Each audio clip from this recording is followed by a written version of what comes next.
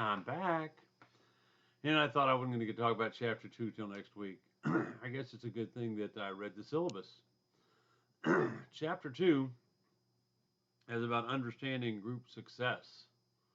There's basically four things that can happen anytime a group is created. Either the group understands that they were unsuccessful, they learn from their failures, they apply the knowledge next time. That's something for those of you with a military background understand rather well. Every time we had an after action report. And that told us, we looked at it, we dissected it, we found out what happened. And if we were not successful, we understood why, so we could be better next time. On the other hand, you could be successful. And when you're successful, we still had an after action report, so we understood why we were successful, what we did right, um, how we can reproduce that in the next time, share our knowledge, and grow. Now, of course, the group could not understand. If the group does not understand what happened, they're likely to fail again if they don't know why they failed. If you think about that in life, when you learn to ride a bicycle, if you don't understand that gravity is pulling you down and you lean too far and you fell down, then you're going to reproduce that the next time. You have to learn to balance. And then if they were successful, they were lucky. That they're clueless about it. They'll probably fail next time if they don't understand it. So how do we deal with that? What do we do? Well, if you look at it from a systems perspective, um, small groups recognize and share behavior. They recognize what they need to do. They recognize the members of the group. They share the behavior. For example, like I mentioned earlier in a video, I think I did anyway, I'm a member of Rotary, which is a group. Now, we have 300 people in our Rotary, so it's not really a small group, but it's a group. But I visited other Rotaries that had 10, 15 people in them, 20 people in them, and the structure is pretty much the same no matter where you go.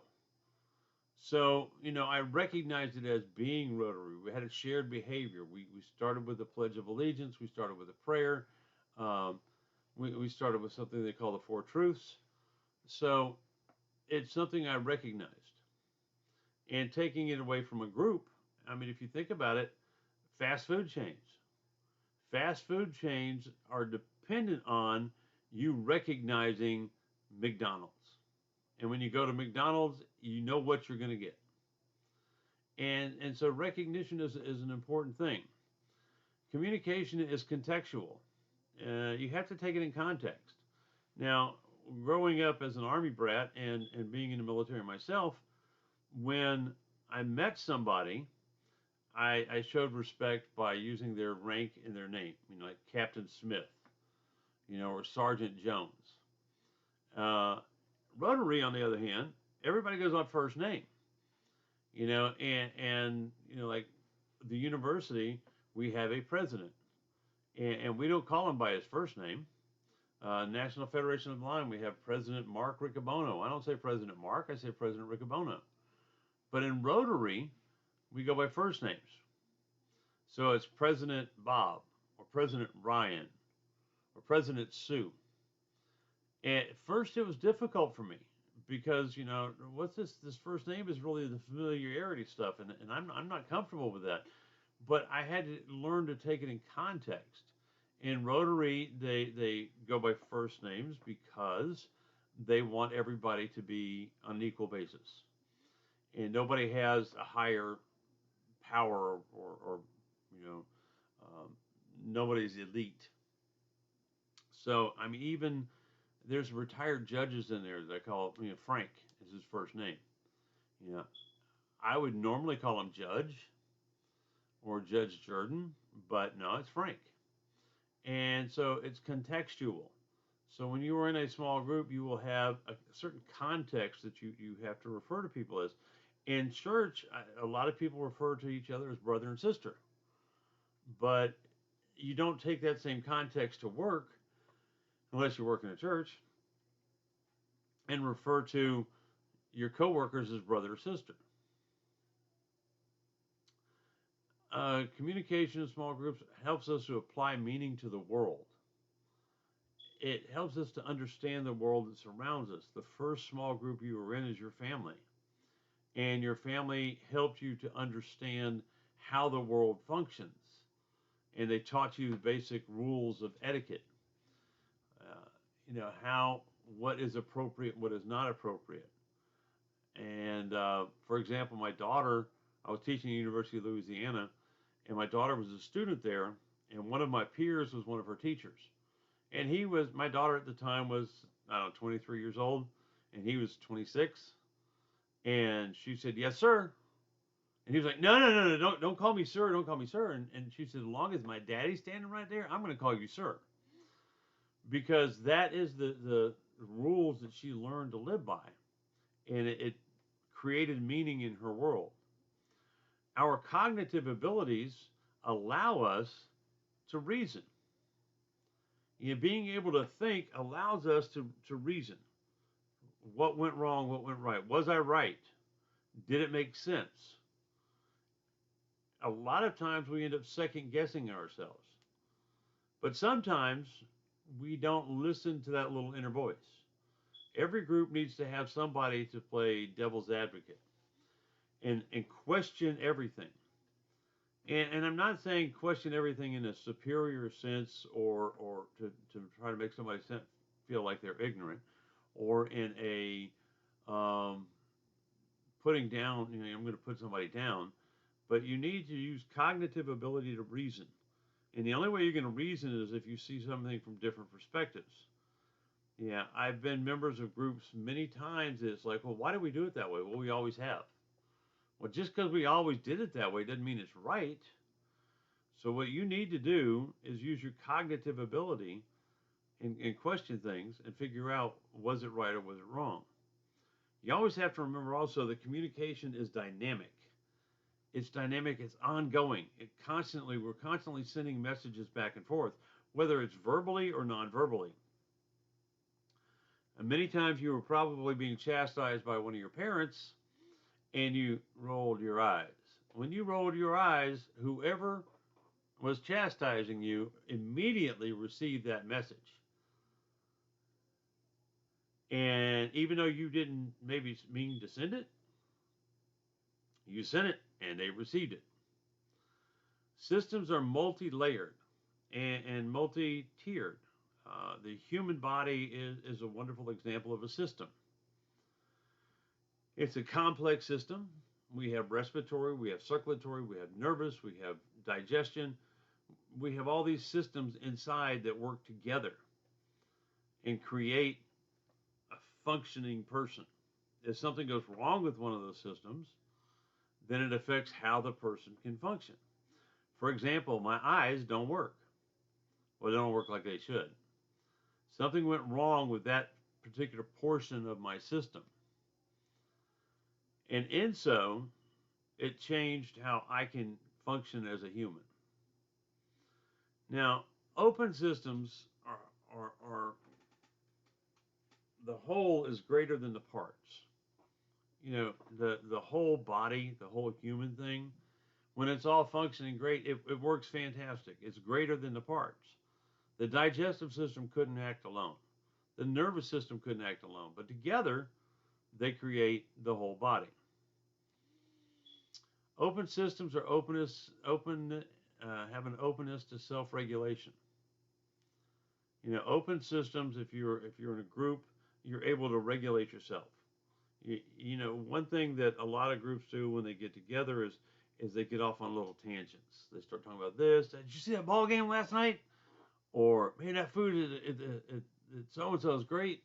Or, man, that food was bad this morning for breakfast. But we regulate, and this is what we have to do. We have to get back on focus. We have to talk about what we need to talk about. It's good to have those little tangents. It breaks up the monotony. But we have to self-regulate and get back on track. Open systems work through transformation. if you are in a group and let's say I don't really care about topic A, whatever. Well, when somebody else is passionate about that topic and they start talking to you about it, and then you realize that, hey, that's important. I could do that. And we work in interdependence. We don't work alone. We in a group, we cannot work by ourselves. We have to depend on one another. My strengths may be oration, talking. Somebody else's strength may be research. Somebody else's strength may be writing. Together, we can make a heck of a team. But if each one of us had to present something independently, there would be a vacuum in our knowledge, in our presentation, because we can't do it alone. Somebody once said a long time ago, I mean, it was in a Hemingway book, but I believe it was somebody before him, that no man is an island. And you have to understand that. And we work off of feedback through conversation. If I think I got this great idea, let's do this, and the rest of the group might go, I don't know about that. Some of them might, well, yeah, it's a good idea, but somebody else might roll their eyes. It might be a nonverbal feedback I'm getting. But without feedback, the group is going to die. It's just going to get stagnant, and there'll be chaos without input. Equifinity is an old saying that I grew up with, that there's more than one way to skin a cat. Sounds kind of harsh, I realize that. I apologize if I offended any cat lovers out there. But, I might think the best thing we can do to cut this grass is to use a swing blade. Somebody else might say, well, let's use a push mower. Somebody else might say, let's use a riding mower. There's more than one way to do it. The group's problem or goal or mission is to figure out the best way to do it. And because of equifinity, there's more than one way to do things, then we need to discuss it and understand from one another. And the systems make up the environment. Without any of that stuff that we talked about, the feedback, the equifinity, the interdependence, the transformation, that all creates the environment of a group. And if you're missing portions of that, your group is missing out. Now, complex systems are multiple systems together. And one thing about in complex systems that we need to look at is something called first order change.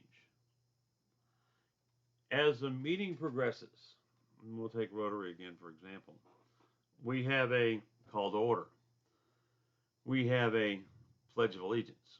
We have a prayer. We have a military guest. We have other guests honored. There's a certain sequence we go through to make it happen. And during that, that's first order change. It's something we expect. It's built in. You expect to see, things change from point A to point B. Second order or quantum change is much deeper than that. It's changes that are made from interaction, changes in the quality of the group. When I first got to Rotary, I saw how things operate. This is the sequence, okay. But as I mentioned earlier, they go by first names. That was a second order change for me, or quantum change. By interacting with all these people and learning that I didn't have to say judge or doctor or whatever, mayor. I mean, when the mayor comes to our meeting, it's the first name basis. Or the generals. An old soldier like me, I meet a general as general. But no, it's not general. It's John or Bob or Sue. So second order changes are from interaction. And they change the quality of the group. I became much more comfortable and relaxed and began feeling more part of the group through second order change. And now single loop learning is where you learn the procedures. When I was a Boy Scout, we had an oath. We had to da da da da da. When I was in the Army, we had general orders. I will guard my post until properly relieved. All these other things. So that's single loop learning. You learn the procedures, what happens. Double loop learning is you understand the procedures and principles. You understand why you do this or why you do that. And the wonderful thing about second loop learning is by understanding how things function and why things function, you can apply it to different situations. So you may have, as a group, grown and figured out this great plan for, I don't know, saving the universe. Now, that's a little bit extreme. You may have a great plan for improved parking at Columbus State University. Once you learn all that stuff, and then you graduate, and now you're working for TSIS, and TSIS now has a parking problem. You understand the procedures and the principles of those procedures, so now you're better able to function and take that information you have and roll it around so you can use it somewhere else. Something else that in groups is sensitivity to initial conditions. When I go to Rotary, I wear a suit. There's a lot of guys that have been there longer than me, that are older than me, and some younger than me that wear a polo or wear a short sleeve shirt like this. But I still wear a suit because, to me, first impressions. Like I said in a previous video, usually in class, I'm wearing a suit when I walk in. I was teaching at Chattahoochee Valley, and I got a reputation of being the guy in a suit, not the blind guy, which was kind of different because usually I get the reputation of being a guy with a cane, a blind guy. So first impressions are important, and perspectives change interpretation. I mean, if you think about it, how many times have you seen somebody that was America's Got Talent or Britain's Got Talent or whatever those are? They come out there and they got a baggy shirt on, they're kind of dumpy and frumpy, and it's like, okay, yeah, go ahead. And they have this wonderful voice. So the first perspective was, this kid ain't going to be good. And then after you hear them sing, you go, wow. So, and perspective will change how you interpret stuff. So at first you didn't give them a chance, but then you realized that, hey, they were really good. But it doesn't happen all the time. A lot of times we have these first impressions that turn out to be right. Strange attractors. Groups are, they say that birds of a feather flock together. A lot of times people are drawn to groups because they have the same desires, the same hopes, the same dreams. The strange attractors are influence that's apparent, but you can't associate it with any certain cause. I didn't join this group because they are environmentalists. But, I like the environment, but something just drew me to them. And systems change with time. When you become a group, and we'll talk about these more in depth later on, but there's different steps. There's forming, storming, norming, and performing. When you form, think about this. Everybody, when they meet somebody new, not everybody, but usually when you meet somebody new, you put your best foot forward. That's not the real you. Especially, you're dating this person, you've been dating for 6 months, and now you're going to go meet their family. When you go meet their family, you're not the person that they know, your significant other knows. You're on this generally, you're on this higher level of consciousness about your appearance and your language and all this other stuff because you want to impress them. Now, after we get to know somebody for a little bit, and it changes from forming to storming. And many of you can relate this to a relationship. You really like each other, been together for a long time or a while, and now the real you starts coming out, the real them starts coming out, and now we have this argument going on, this storming. Um, Norming is where you start accepting that, you know, behaviors of that person. In a group, it might be forming you're polite. Storming is, you know, every time we have a meeting, Sue is late. Or every time we have a meeting, Bob always has an excuse not to be there. And then the norm is, okay, Sue's going to be late and Bob's not going to be here. We've accepted it. We know that's going to happen, but let's go on. And performing is actually the group making something happen. And in the process, you have bifurcation points. Bifurcation points basically are decision points where the group makes a decision or does something, makes a change. The example in the book is a great one. You know, the guy says that I made this great suggestion. Everybody kind of blew it off, and a while later, somebody else said almost the same thing, and they thought it was great, and they found their answer. A lot of times, everybody in the group isn't in the same spot. So you may have the answer and be ready, but everybody else isn't ready to take that step yet. So you have to wait until the group itself is ready to go. And then when the group is ready to make a decision, if you're not ready, then you have a decision to make. Do I just agree with them and go, or do I argue my point? Interactivity is feeding off of one another, both good and bad. We will be interactive and we will feed off of one another.